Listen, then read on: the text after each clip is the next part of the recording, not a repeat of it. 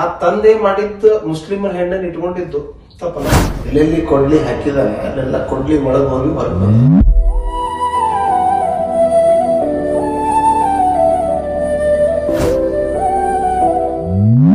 ಯಾವ ತರ ವ್ಯವಸ್ಥೆ ಅವನು ತಲೆಯೊಳಗೆ ಹಾಕಿರ್ಬೋದು.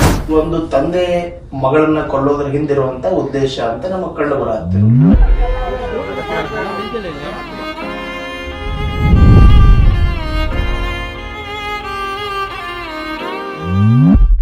ಹಿಂದೂ ಪರ ಸಂಘಟನೆಗಳು ಯಾಕೆ ಧ್ವನಿ ಎತ್ತಿಲ್ಲ? ಕಾನೂನು ವ್ಯವಸ್ಥೆ ಒಳಗೆ ಅವರಿಗೆ ಸರಿಸಮನಾದ ಹಕ್ಕದ, ಅವರನ್ನ ಕೊಲ್ಲುವಂತ ಕೆಲಸ ಮಾಡಿದ್ದಾರೆ.